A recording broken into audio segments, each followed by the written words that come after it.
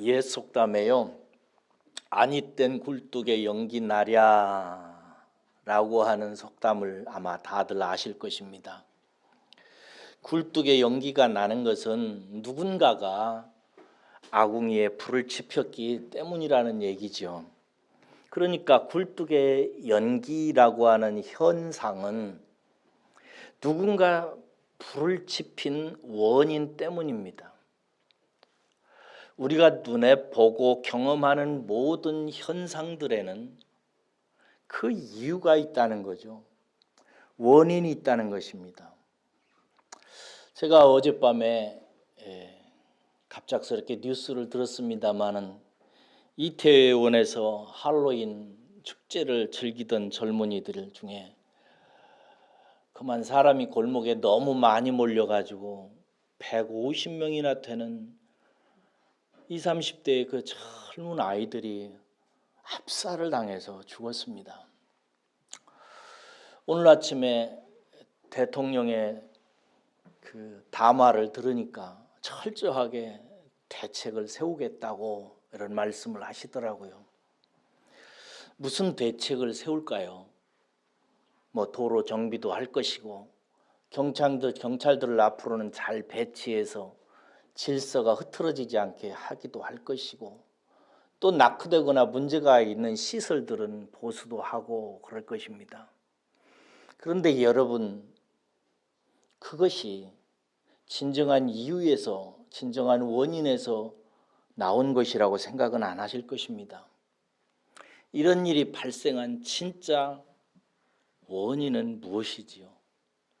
그게 중요한 것입니다.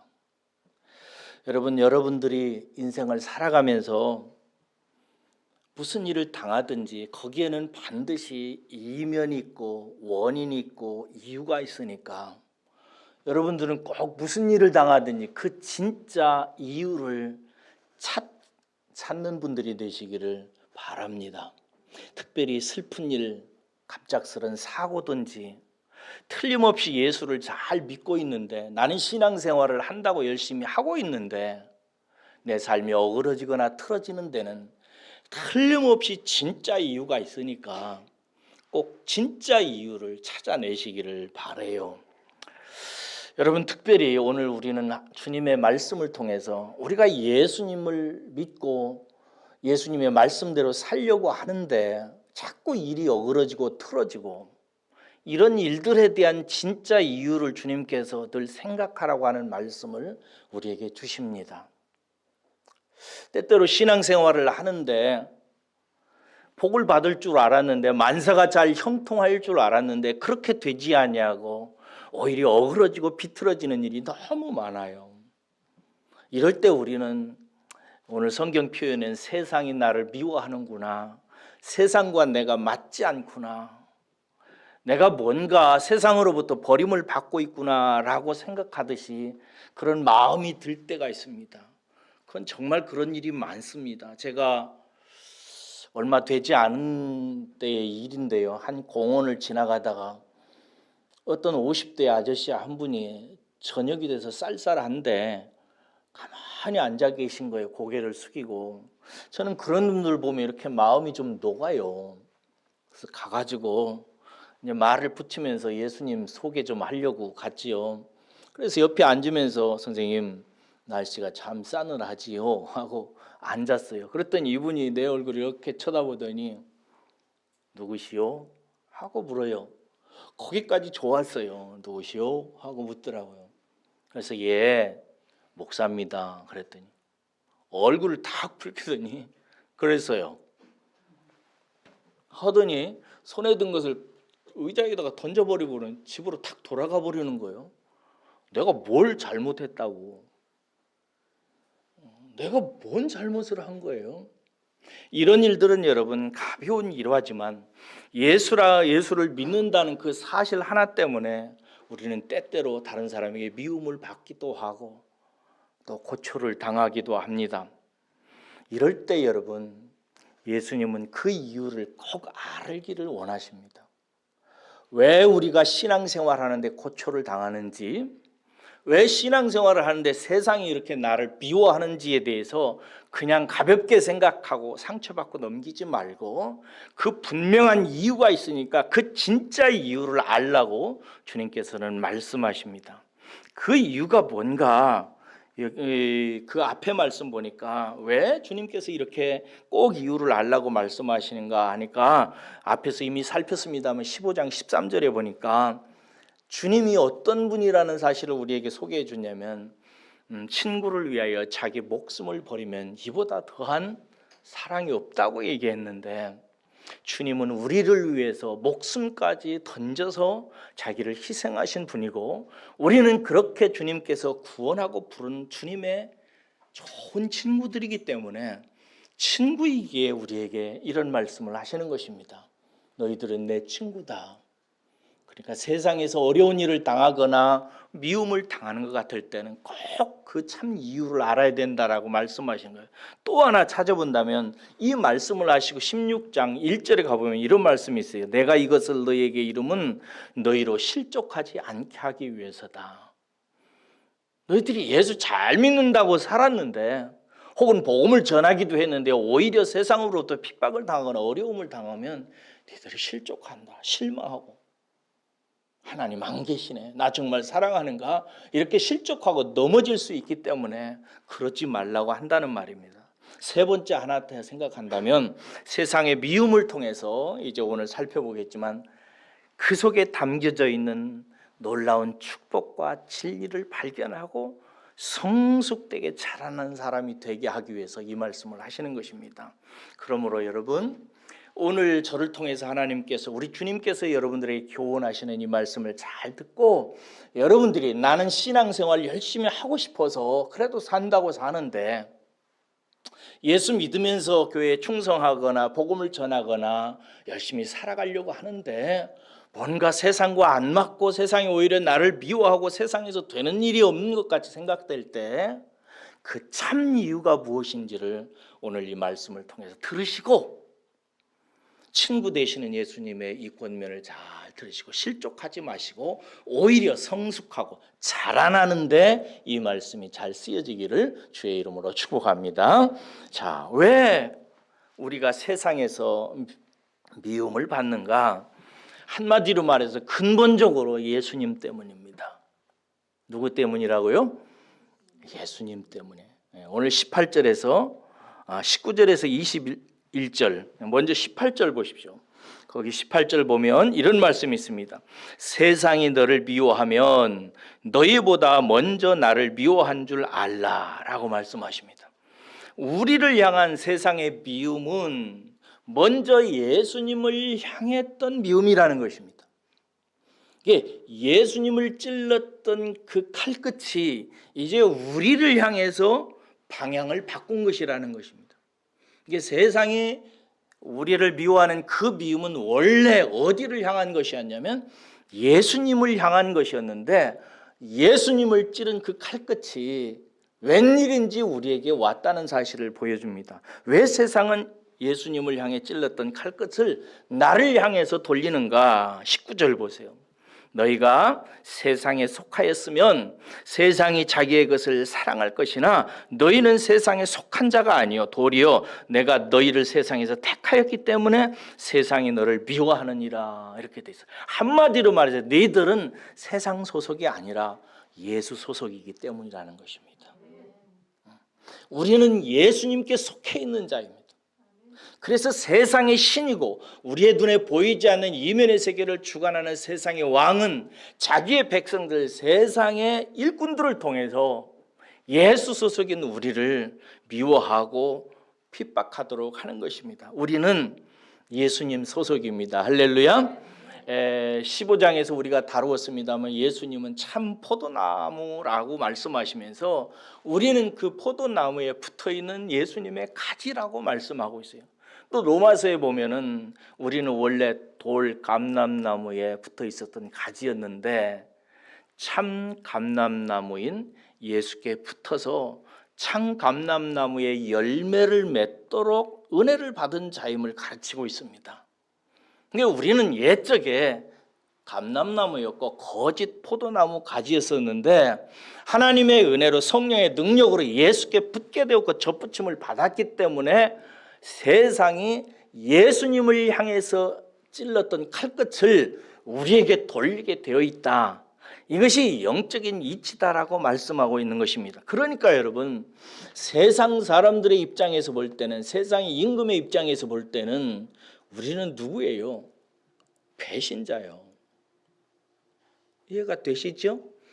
제가 언젠가 어떤 할머니에게 복음을 전하려고 했어요. 그래 가서 예수 믿으시라고, 예수 믿고 천국 가셔야 된다는 얘기를 좀 시작했어요. 근데 다 듣고 나서 한다는 말이에요. 나는 배신 못해요. 그러더라고요.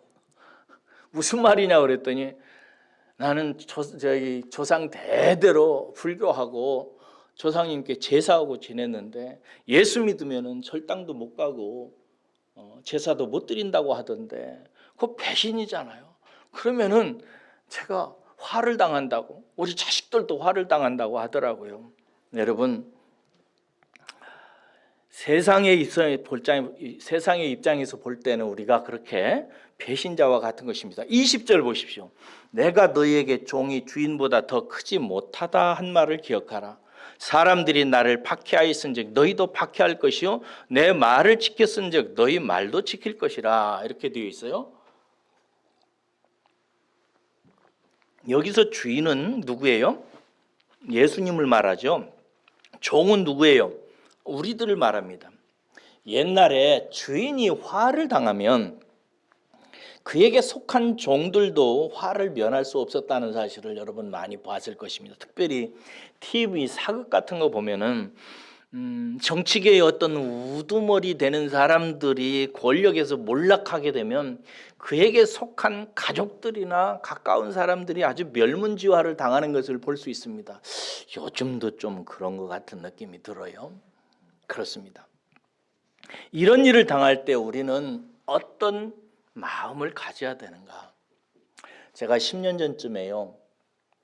10년 조금 넘었을까요? 그때쯤 제가 나왔던 중학교 총동문회에 한번 참석하게 됐어요. 그랬더니 그 총동문회 회장님이 나를 만나고 얘기하다가 너무 좋아하는 거예요. 그래가지고 같이 임원을 해달라고 하면서 하는 말에 천천만마를 얻은 것 같아요. 그렇게 좋아해요. 그러면서 임원을 하자고 그래요. 그래서 못한다고 했는데 얼마 후에 총동문회 회지가 집으로 날아왔는데 보니까 제가 거기에 뭔가에 기획 팀인가 뭔가에 이렇게 임원으로 딱 올라 있어요. 그런데 한 달도 못해서 제가 숙청을 당했습니다. 왜 그러냐면은 총동문회에서 행사를 하나 하는데 그 등산을 하려고 하더라고요. 그래서 전화를 하는데 같이 등산을 가자고 하더라고요. 보니까 갈만도 하겠어요. 그래서 가겠다고 했더니 이 회장님이 뭐라고 하냐면 올라갈 때 그 산신제를 드린대요.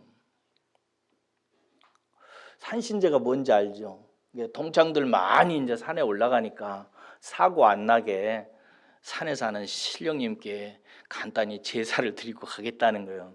그래서 제가 웃으면서 나는 거기에는 참석 못 하겠네요. 저는 빠지겠습니다. 안 되겠습니다. 그랬어요. 그랬더니 그분이 산신제 드리는 것, 제사 드리는 것은 우리 한국의 하나의 문화에 불과한데 뭘 가지고 그거 가지고 속 좁게 그러냐고. 하여튼 예수 믿는 사람들은 너무 엄격하다고 막 이러면서 화를 막 내시는 거예요. 그래서 제가 이런저런 설명을 드리고 회장님 죄송합니다. 저는 빠지겠습니다. 그랬더니 그 총의 지에다가 아주 그 글을 썼어요. 나를 공개적으로 비난하는 거예요. 예수쟁이들이 이렇게 속이 좁다고, 문화를 이해하지 못한다고. 이래가지고 저는 그냥 한 달 만에 그냥 숙청을 당하고야 말았습니다. 이런 일을 당할 때 여러분, 이건 좀 우스꽝스러운 일입니다만은 내가 예수 믿는다는 사실 때문에 혹은 신앙생활을 열심히 하다 보면 왜 남편이나 아내와도 약간 불화가 일어날 수도 있고 집안에 문제가 될 수가 있고 이렇잖아요. 그래서 세상이 나를 미워하는 것 같을 때 여러분 마음을 어떻게 갖느냐 하는 것이 굉장히 중요합니다. 제가 여러분들에게 권면드립니다. 기뻐하시기를 주의 이름으로 축원합니다. 세상으로부터 내가 미움을 받거나 시기를 받거나 뭔가 세상으로부터 받아야 될 자연스러운 대우를 받지 못하는 것 같은 그 진짜 이유는 뭐냐면은 내가 예수께 속해 있기 때문에 그렇습니다. 그리고 내가 뭔가 제대로 해보려고 하기 때문에 발생하는 자연스러운 영적인 현상들인 것입니다. 그러므로 사랑하는 여러분, 그런 일을 당할 때 먼저 우리의 가슴 속에 그 일로 인해서 16장 1절에 보니까 실족하지 말라고 하는데 실족하지 마세요. 그게 자연스러운 일입니다. 그리고 여러분들께 권면드립니다. 기뻐하시기를 축원합니다. 왜냐하면은 우리가 여러분들이 예수께 속해 있는 자이기 때문에 그런 것입니다. 우리는 예수께 속한 자이기 때문에 세상으로부터 자연스럽게 그런 일을 당할 수밖에 없는 것입니다. 제가 지난 주일에 설교 소재를 찾으라고 인터넷을 검색하는데 한 집사님 이야기가 나오더라고요. 물론 여기서 한 집사님은 한순옥 집사님을 얘기하지는 않아요. 어떤 다른 교회 한 암흑의 목 집사님인데 여자분이에요. 그분의 큐티 글이 이렇게 올라왔어요. 이런 얘기더라고요. 이 한 집사님은 모태신앙이었대요. 모태신앙이 뭔지 알죠? 모태신앙이었대요. 그래서 자라나가지고 자연스럽게 이제 신앙생활을 하고 나서 남편을 만나서 결혼을 하게 됐는데 결혼을 하고 살면서 자기가 모태신앙이라는 것이 얼마나 큰 복을 받은 것인지에 대해서 정말 절감하게 됐대요. 젊었을 때는 모태신앙을 가진 아이들은 고민이 많습니다. 교회 가기 싫어도 가야 되고 늘 부모에게 성경 보라고 하고 기도하라고 하고 핍박을 당한다고 하더라고요. 저는 우리 집 애들이 셋인데 우리 아이들이 내가 목사기 때문에 우리 아이들이 아마 고민을 많이 당하고 고초를 많이 당했을 거라고 생각이 듭니다. 왜냐하면은 교회에 꼬박꼬박 나와야 되고 성도님들에게 이쁘게 보여야 되고 실수나 이런 것도 하지 말아야 되고 이런 작은 것에서부터 큰 것까지 아마 굉장히 마음속에 고민도 많았을 것입니다. 그런데 이 한 집사님은 그렇게 모태신앙으로 자라나서 그렇게 성장한 것이 정말 큰 복이라는 사실을 절감했다는 거예요. 왜냐하면 결혼해서 시골에서 사는데요. 시아버지하고 시어머니를 모신 거예요. 시아버지는 유림이세요. 유교 조상숭배를 열심히 하시는 분이고 어머니는 이단에 속해 있는데 남묘호랑개교라고 아세요? 남묘호랑개교 아유 망극해라. 이걸 계속해서 이렇게 하면 뭐가 좋은 일이 생긴다고 하는 그 교 있잖아요.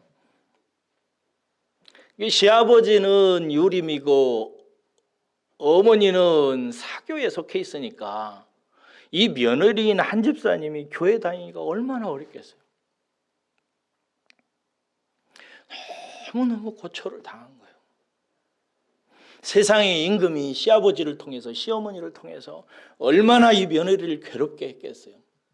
그런데 어느 순간부터 이 며느리가 한 집사님이 결단하고 교회를 다니는데 자꾸 눈물이 그렇게 나더래요. 왜 울었을까요? 저는 이 한 집사님의 눈물이 정말 감동적이었어요. 우는 이유가 있는데 그 첫째가 뭐냐면은 생각할수록 감사하대요.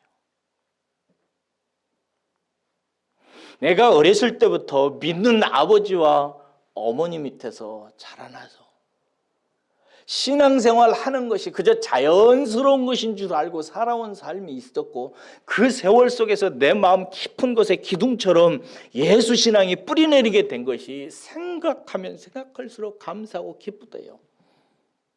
이렇게 미소나 미주나 이런 젊은이들이나 어린 친구들은 정말 감사하시기를 바랍니다.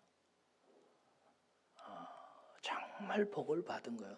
그런데 두 번째, 이 한 집사님이 우는 이유가 아주 독특해요. 저는 좀 놀랐어요. 왜냐하면 시아버지와 시어머니가 불쌍해서 운대요. 그 불쌍해서 운다는 말이 무슨 말인가? 22절에서 24절 보세요. 거기 보면은 그들이 너무나 엄청난 죄와 저주 가운데 빠져 있다는 사실을 깨달았기 때문에 그래요. 한번 보십시다. 22절 보세요. 거기 보면 22절 한번 읽어볼까요? 시작. 내가 와서 그들에게 말하지 아니하였더라면 죄가 없었으려니와 지금은 그 죄를 핑계할 수 없느니라. 여러분 옛날에 공부할 때 젊었을 때 강조법을 배웠을 거예요. 강조법은 한마디로 뭐라냐면 이 본문이 지금 굉장히 강조를 하는 문장이에요. 이 강조법은 한마디로 말해서 택도 없는 말을 가지고 있을 수 없는 사실을 가지고 자기가 하려고 하는 말을 강조할 때 쓰는 용법이에요. 얼마 전에 한 정치인이 이런 말을 하더라고요. 내 말이 사실이 아니면 내가 장을 지지겠어 이러더라고요. 어떤 한 정치인이 반대 정치인들이 뭔 그 이상한 말을 이렇게 하면서 그러더라고요. 근데 나중에 그 사람이 한 말이 사실이 아니었어요. 근데 장 안 지지더라고요. 여러분 장 지진다는 말이 무슨 말이에요? 손가락을 불에다가 지진다는 말이잖아요. 택도 없는 말이에요. 있을 수 없는 얘기라고요. 근데 있을 수 없는 택도 없는 말을 가지고 자기가 하는 말을 강조하기 위해서 내가 장을 친다 이래요. 언젠가 또 제가 어떤 글을 보니까 너무 부끄럽고 창피해가지고 접신물에 코를 박고 죽고 싶다고 하더라고요. 여러분 접신물에 코를 박는다 이 말도 강조법이에요. 혹시 접신물에 코 박고 죽은 사람 봤어요? 근데 이 말은 어떨 때 쓰는 말이냐면 너무나 부끄럽고 수치스럽고 비참한 자기의 마음의 상태를 표현하기 위한 강조 용법이에요. 이게 실제로 있지 않는 일을 가지고 자기가 하는 말을 강조하기 위해서 쓰는 말이 강조법이에요. 여러분 오늘 본문 말씀 22절 보면 정말 강조법입니다. 22절 보세요. 내가 와서 그들에게 말하지 아니하였더라면 죄가 없으려니와 이렇게 해요. 이게 세상 사람들이 예수님을 핍박하고 예수께 속한 사람들을 핍박하는 그 얘기를 하면서 그들의 죄가 어떤 죄냐를 얘기하는데 내가 와서 그들에게 말하지 아니하였다면 죄가 없을 것이다 라고 말해요. 여러분 예수님이 와서 말을 안 한다는 게 말이 돼요? 그런 일은 있을 수가 없어요. 예수님은 원래 태초부터 말씀이셨어요. 믿으십니까? 태초부터 로고스였다고요. 그래서 그분이 이 세상에 말씀하기 위해서 오셨어요. 그분에 대해서 성경은 뭐라고 하면 하나님의 말씀이라고 한다고요. 근데 말씀으로 오셔서 말씀하시기 위해서 내려오신 그분이 말을 하지 않는다? 택도 없는 말씀이에요. 있을 수 없어요. 왜 이런 말을 하는가? 그 다음에 나오는 말을 강조하기 위해서 그런 거예요. 내가 말을 하지 아니했다면 그들이 죄가 없지만 지금은 다른 말로 이제는 그 죄를 핑계할 수 없느니라. 그들의 죄가 엄청나다는 것을 강조하기 위해서 그런 거예요. 이 말은 예수님을 미워하고 핍박하고 하는 이 죄는 다른 죄에 비할 수가 없다는 거예요. 도둑질하거나 간음하거나 살인하거나 이런 것과 비교할 수 없는 큰 죄라는 사실을 강조하기 위해서 하는 거예요. 그 한 집사님이 왜 시아버지와 시어머니를 그렇게 가슴 아프게 생각하며 우는가? 그들의 죄가 예수 그리스도를 핍박하고 신앙생활하는 며느리를 핍박하는 그들의 죄악이 얼마나 용서받을 수 없는 악한 죄인지를 신앙생활하면서 깨달은 거예요. 또 하나 있어요. 23절 보세요. 나를 미워하는 자는 또 아버지를 미워하느냐라 이렇게 해서 예수님 미워하는 자는요 하나님 미워하는 자예요. 또 예수님 믿는 자를 미워하는 것은 예수를 미워하는 것이고요. 그러니까 그 죄가 얼마나 크냐 이 말이죠. 24절 보세요. 내가 아무도 못한 일을 그들 중에 하지 아니하였더라면 그들에게 죄가 없으려니와 지금은 그들이 나와 내 아버지를 보았고 또 미워하였도다. 이 말도 또 강조법이에요. 보세요. 내가 아무도 못한 일을 그들 중에서 하지 아니하였더라면 이런 일이 있을 수 있어요?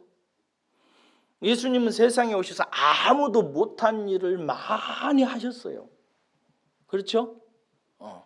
뭐 소경을 고친다든가, 듣지 못하는 사람을 듣게 한다든가, 앉아서 일어나지도 못하는 안진뱅이를 이렇게 세운다든가, 문둥병에 걸린 사람을 낫게 한다든가, 죽은 자를 다시 살리셨다든지, 바다 위를 걸으셨다든지, 물고기 2마리와 보리떡 5개 가지고 5,000명을 먹이고 12광주리까지 남기기도 하셨고요.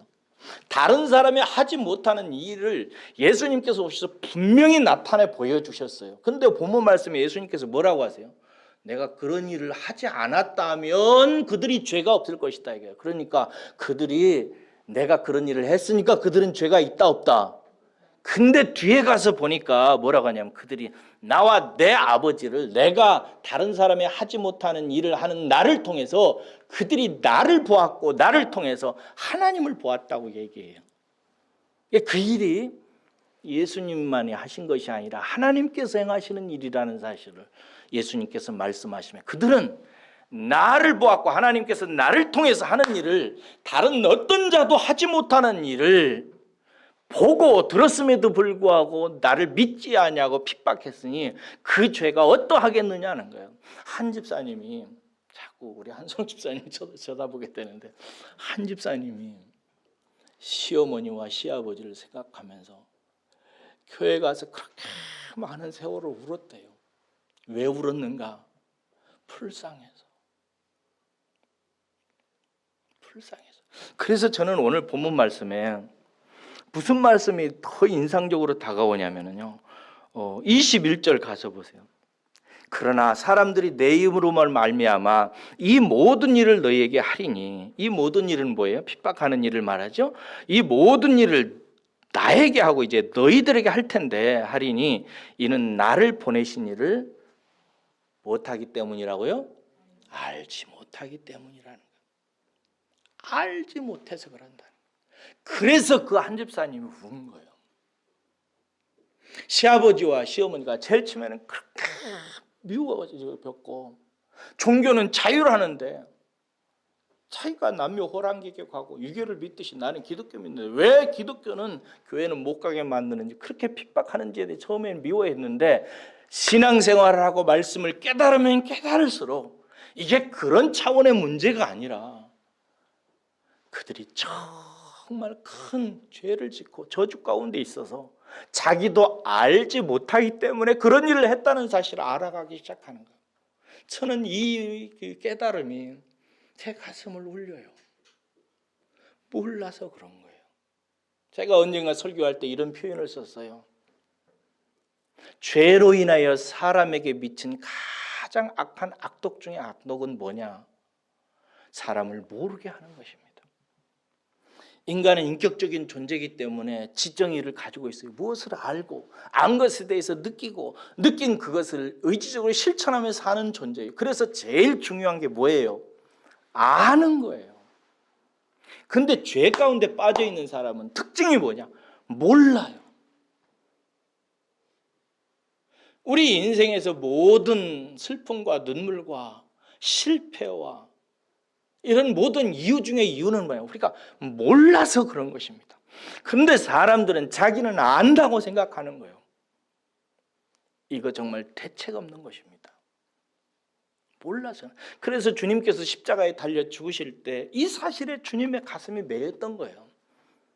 예수님을 십자가에 매달아 죽이면서 저주하고 침을 받고 막 그럽니다. 그 사람들을 십자가 위에서 예수님께서 내려다 보시면서 아버지께 기도해요. 아버지, 저들을 사하여 주옵소서. 저들이 저렇게 하는 일을 저들은 알지 못함이니이다. 몰라서 그런 거예요. 16장에서도 요한은 뒤에서 뭐라고 얘기냐면 그들이 이런 일을 할 것은 아버지와 나를 알지 못하기 때문이다 라고 얘기해요. 사랑하는 여러분, 그러므로 여러분들이 세상에서 핍박을 당하거나 복음을 전하려고 한마디 했는데 그 사람이 너무 과하게 욕을 하거나, 어떤 권사님 전도책 읽어보니까 막 문을 열고 이렇게 두드리니까 문을 확 열리면서 막 찬물을 겨울에 막 얼굴에 확 붓고 문을 닫아버리더래요. 그럴 때 어떻게 해야 되겠어요? 실족하지 말라는 거예요. 내가 그 책을 읽어보니 그 책은 나오면서 그 책에서 그 원사님은 그러더라고요. 하나님께 감사하며 그 영혼을 위해서 다시 울었다고. 그런 일이 발생하는 것은 뭐가 잘못된 것이 아니라 내가 예수께 속한 것이고 그들이 너무나 무지하고 알지 못해서 눈이 가리워져서 자기도 알지 못하면서 하나님을 미워하고 예수 그리스도를 대적하는 가장 큰 죄를 짓고 있는 사람들이기 때문에 오히려 그들을 불쌍히 여기고 그들을 용서하고 그들에서 분노하지 마셔야 돼요. 아시겠죠? 그러시기를 축원합니다.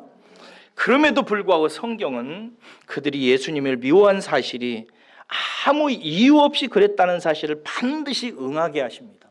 드러내세요. 25절 보세요.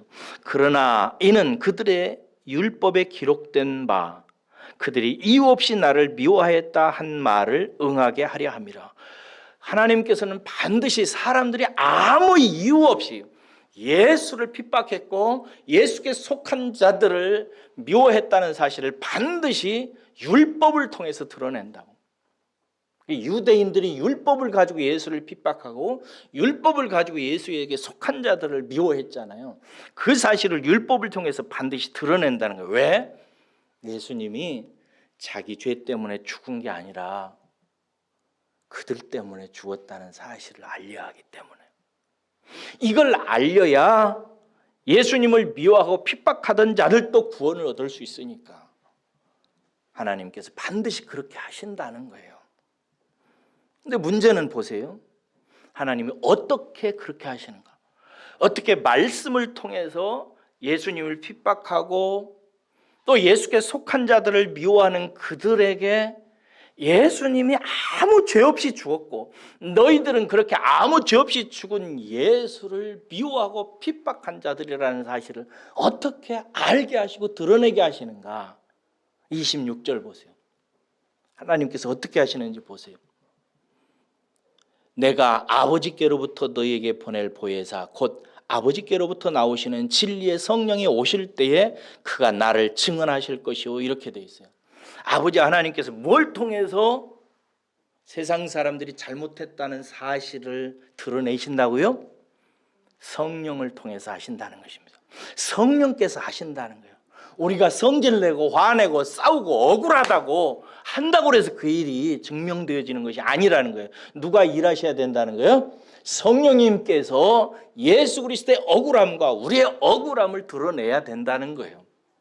근데 여러분, 이 증언은 누가 들을까요? 성령께서 하시는 증언은 누가 듣죠? 세상 사람들이 들을 수 있나요? 못 들어요. 세상 사람. 누가 들어요? 우리들이 들어요. 성령께서 진리의 영이니까 오셔서 하나님께서 우리들에게 성령을 보내셔서 예수님이 어떤 죽음을 죽었는지 알려주신다고요. 나 때문에 죽었다는 사실을. 내가 예수를 미워하고 내가 하나님을 대적했기 때문에 그 용서받을 수 없는 죄 때문에 예수님을 보내셔서 하나님께서 대신 죽게 하셨다고 하는 예수의 그 억울한 죽음, 의로운 죽음에 대해서 성령님을 보내 우리에게 먼저 증언을 하세요. 그래서 우리가 은혜를 받고 회개하고 돌이키게 되어 있는 거예요.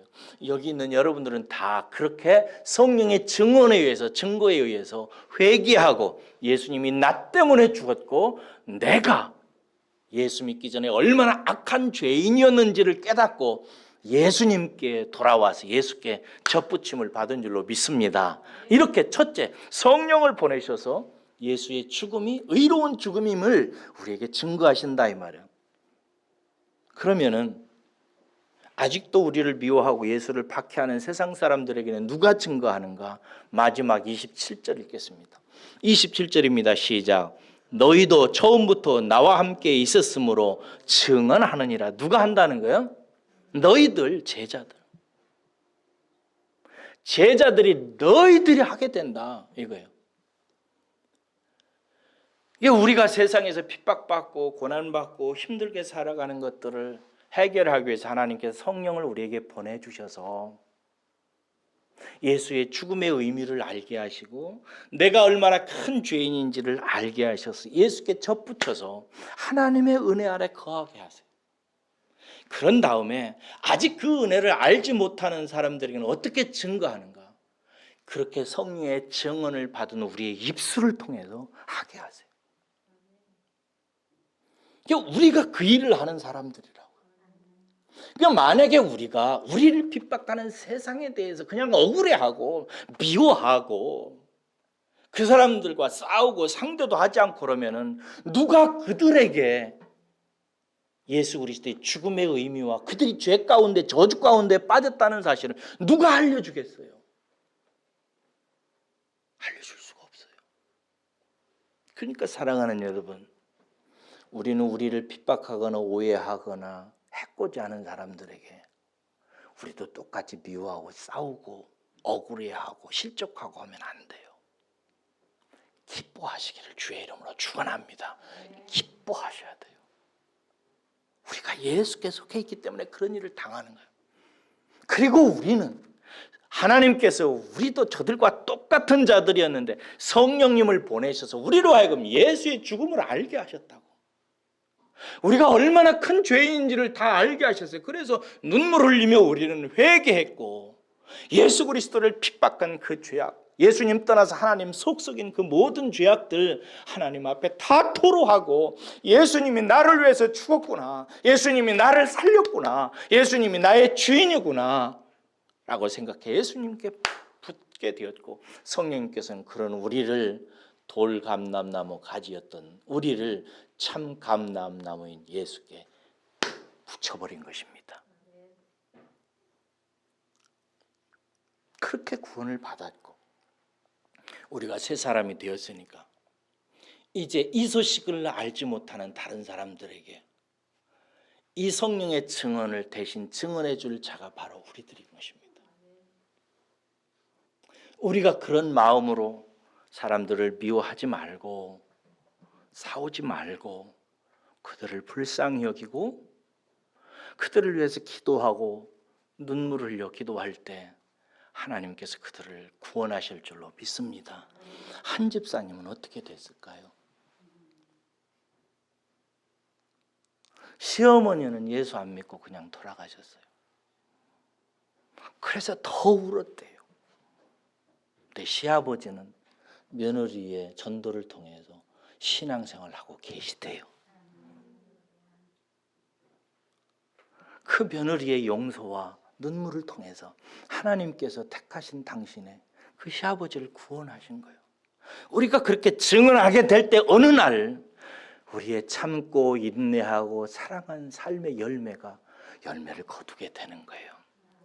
제가 옛날에 했던 말씀인데 하나만 더 간증하고 할게요. 어느 날 저는 옛날에 제가 부교육자로 섬겼던 할렐루야 교회 한 성도님 집사님 부부로부터 전화를 받게 됐습니다. 목사님, 우리 아버지 구원을 위해서 저하고 제 여동생하고 10년 동안 기도했습니다. 그런데 미국에 있는 내 여동생이 이번에 한국에 오는데 함께 한국에 와서 아버지 어머니 다 예수 안 믿는데 이번에 전도를 해서 꼭 돌아가시기 전에 예수 믿고 구원받게 하고 싶습니다. 근데 우리들이 복음을 전하면 아무래도 자신이 없습니다. 목사님께서 오셔서 복음을 좀 전해 주십시오 하더라고요. 10여 년이 넘도록 두 딸이 기도를 했다니 얼마나 감동적이에요. 그 사랑과 인내와 눈물이 있잖아요. 그게 가슴에 와닿아요. 그래서 제가 보통 때는 그냥 가서 복음을 전하는데 그때는 사흘을 금식을 했어요. 금식을 하고 그리고 나서 이제 그 집을 저녁에 찾아갔어요. 찾아갔는데 입구에 딱 들었으니까 그 미국에서 온 여자 집사님이 제 손을 끌더니 갑자기 자기 방으로 데려가요.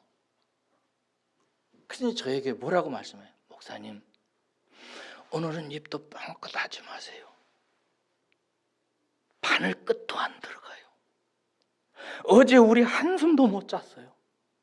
아무래도 목사님이 오셔서 복음 전할 때 잘 받아들이게 해야 될 것 같아서 오늘 목사님이 오셔서 이런 일을 할 거라고, 식사만 하는 게 아니라 이렇게 예수 믿으라고 할 거라고 아버지 마음 잘 정돈하고 목사님께서 말씀하실 때 마음 열고 잘 들어보세요 했더니 아버지하고 어머니가 난리가 났대요. 내가 우리 집안의 장손이다. 70이 되도록 내가 장손이 돼 우리 집안 조상 제사 다 지금까지 드려왔다. 내가 예수 믿으면 뭘 어떻게 하라고. 나 예수 못 믿는다. 쓸데없는 짓 했다. 이러니까 또 아버지 그러시면 안 돼요 하면서 하다가 밤새 티격태격 하다가 잠도 제대로 못 잤다고 하더라고요. 그러면서 저한테 말하길, 목사님 입도 뻥끗 하지 마시고 그냥 식사만 하고 가세요 하더라고요. 그래서 제가 그랬어요. 저한테 맡기시고 하나님께 맡기시고 가만히 계세요. 그랬어요.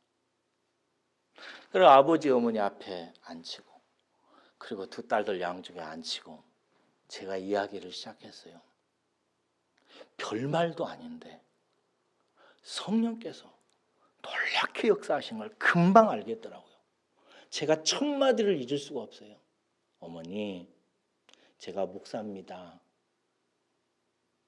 목사는 사람의 마음을 살피고 마음이 잘 되도록 돕는 사람이에요. 그런데 어머니, 제가 사람들 마음을 목사를 하면서 가만히 들여다보니까 사람들 마음 벽이 다 상처로 다 긁혀져서 상처투성이라는 것을 알게 됐어요. 겉으로는 화장하고 좋은 옷 입어서 번지르르 하지만 모든 사람들 마음속에는, 마음 벽에는 상처로 다 긁혀져 있는 것을 알았어요. 어머님도 그러시죠? 이 말 한마디 했더니 어머니 그냥 눈물을 쭉 흘리기 시작하는 거예요. 어머님 마음속에 있는 상처, 어떻게 살아온 거, 어떻게 참고 인내하고 괴롭게 살아온 거 저는 몰라요. 근데 하나님께서 오늘 보내셔서 어머님 살아온 얘기, 살아온 거 다 아시고 어머님한테 전하라고 해서 제가 왔어요. 그러니까 어머님이 이렇게 양반다리를 하고 있다가 무릎을 딱 꿇으시더라고요. 몇 마디 하다가 내가 더 이상 할 필요가 없다고 생각이 들었어요. 그래서 어머니, 하나님이 어머님 부르시네. 저 따라서 기도합시다. 이러니까 그냥 따라서 기도해서 그냥 주님이 영접하고 구원받더라고요. 할렐루야. 그랬더니 저는 아버지한테는 하려고 하지 않았어요. 아버지는 너무 무섭게 생기셨고 자신도 없고. 근데 아버지가 딱 한다는, 저도 위해서 기도해 주세요 이러는 거예요. 그 기도했더니 그대로 영접해요. 성령님께서 누구를 통해서? 제자를 통해서, 나를 통해서 하시는 거라고요. 그러고 나서 식사를 하려고 하는데 그 아버님이, 제가 식탁에 앉아 있는데 아버님이 옆에 식탁에 앉았는데 저를 쳐다보는데 아버님이 저를 보는 눈이 누구를 보듯 하냐면 하나님을 보듯 해요. 그냥 어깨를 딱 낮추고 딱 이렇게 쳐다보고 있는 거예요. 제 말을 듣는 거예요. 그러더니 제가 전혀 하지 않은 말을 해요. 목사님, 예수를 믿으면 조상에게 절하거나 산소에 가서 이런 일을, 성묘하는 일을 하지 말아야 된다고 제가 들었는데요, 목사님. 제가 그거 다 하지 않겠습니다. 그러더라고요. 그래서 제가 그랬어요. 오늘 이 집안에 하나님의 구원이 임했습니다. 이렇게 선포했어요. 누구를 통해서 하는가?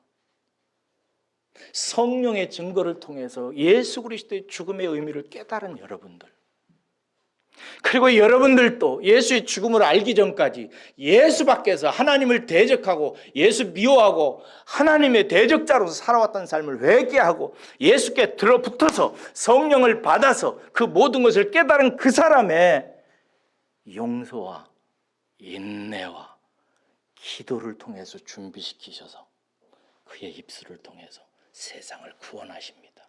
이것이 하나님의 방법이에요. 지금까지도 그랬거니와 저와 여러분들이 신앙생활하는 다음 세대는 훨씬 더 미움을 많이 받습니다. 우리 여기 우진이나 젊은 애들이 있는데 이 아이들이 살아가는 시대를 보면서 저는 기도하지 않을 수가 없어요. 온 세상이 다 시편 2편에 있는 것처럼 세상 모든 군왕이 일어나서 메시아를 대적하게 될 것입니다. 그러면서 우리들을 대적하게 될 것입니다. 여러분, 그런 일이 발생하거든 기뻐하시기를 주의 이름으로 축원합니다. 내가 예수 소속이기 때문에 그래요. 우리는 세상에 속한 사람들이 아니에요. 할렐루야. 세상에 속한 자들이 아니에요. 비워하지 마세요. 실족하지 마세요. 나 하나님 사랑하는 거 맞아? 하나님이 나 사랑하는 거 맞아? 이딴 생각 갖지 말라고요. 하나님의 사람이기 때문에 당하는 고통이에요. 받아들이세요. 그리고 나를 미워하고 억울하게 하고 괴롭히는 사람 미워하지 마세요. 싸우지 마세요. 불쌍히 여기세요. 그분들은 신박합니다. 알지 못해서 그러는 거예요. 자기가 하는 일들을 자기가 몰라요. 자기가 똑똑해서라고 생각해요. 자기가 잘나서라고 생각합니다. 자기가 알아서 예수를 욕하고 하나님의 복음에 대해서 자기가 뭔가 알기 때문에 비판도 하고 이런다고 생각합니다. 몰라서 그래요. 그들이 성령을 받기 전까지는 모릅니다. 그러니까 용서하고 참고 인내하고 기도하세요. 어느 날 그렇게 사랑하며 인내하고 참고 섬기는 여러분들의 입술을 통해서 하나님께서 일하실 것입니다. 그렇게 한 영혼이라도 하나님께 봉헌하는 여러분들 인생 되시기를 주의 이름으로 축복합니다. 기도하겠습니다.